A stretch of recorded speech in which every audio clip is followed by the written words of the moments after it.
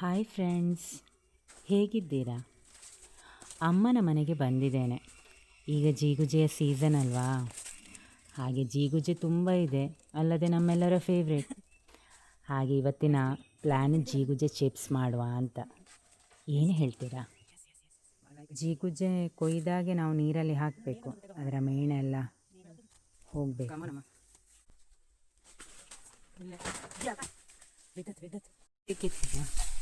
ಇಷ್ಟದು ಮಾಡು, ಮತ್ತೆ ನೋಡು. ಕಟ್ ಮಾಡುವ ಮೊದಲು ಒಂದು ಕೈಗೆ ಎಣ್ಣೆ ಹಚ್ಕೊಳ್ಬೇಕು. ಜೀಗುಜೆಯ ಸೈಜ್ ನೋಡಿಕೊಂಡು ಕಟ್ ಮಾಡಿ ಚಿಪ್ಸಿಗೆ ಆಗುವ ಹಾಗೆ.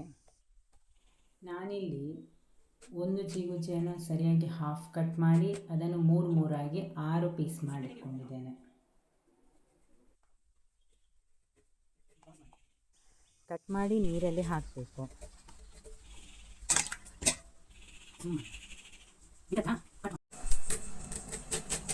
ನೀರಿಂದ ತೆಗೆದೆಲ್ಲ ಬಟ್ಟೆಗೆ ಒಂದು ಹಾಕ್ಕೊಳ್ಳಿ. ನೆಕ್ಸ್ಟ್ ಇನ್ನು ಉಪ್ಪು ನೀರು ರೆಡಿ ಮಾಡುವ. 3 ಗ್ಲಾಸ್ ನೀರಿಗೆ 2-2.5 ಸ್ಪೂನು ಹುಡಿ ಉಪ್ಪು ಹಾಕುವ. ಮಿಕ್ಸ್ ಮಾಡಿ ಸೈಡಲ್ಲಿಡುವ. ಮಸಾಲೆಗೆ ನಾನು ನೂಡಲ್ಸ್ ಮಸಾಲ, ಚಾಟ್ ಮಸಾಲ ಮತ್ತು ಗರಂ ಮಸಾಲ, ಮೆಣಸಿನ ಹುಡಿ, ಅರಿಶಿನ ಹುಡಿ ತಗೊಂಡಿದ್ದೇನೆ.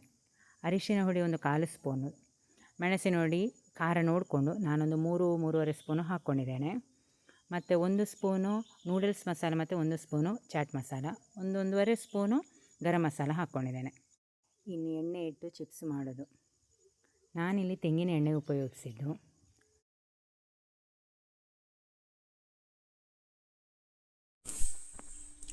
ಎಣ್ಣೆ ಬಿಸಿಯಾಗಿದೆ.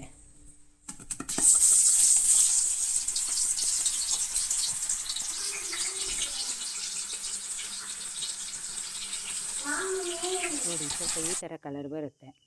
ಇನ್ನು ಇವಾಗ ಇದಕ್ಕೆ ಉಪ್ಪು ನೀರು ಹಾಕಬೇಕು. ನಾನೊಂದು 2 ಸ್ಪೂನ್ ಹಾಕ್ಕೊಂಡಿದ್ದೇನೆ. ಚೆನ್ನಾಗಿ ಮಿಕ್ಸ್ ಮಾಡಿ ನೋಡಿ, ಲೈಟ್ ಕಲರ್ ಬಂತಲ್ಲ, ಇನ್ನೀಗ ತೆಗೆಯೋದು.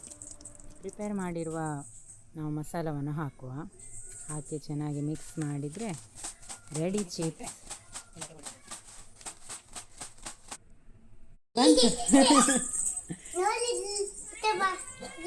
ಇದೆ ಚಿಪ್ಸ್.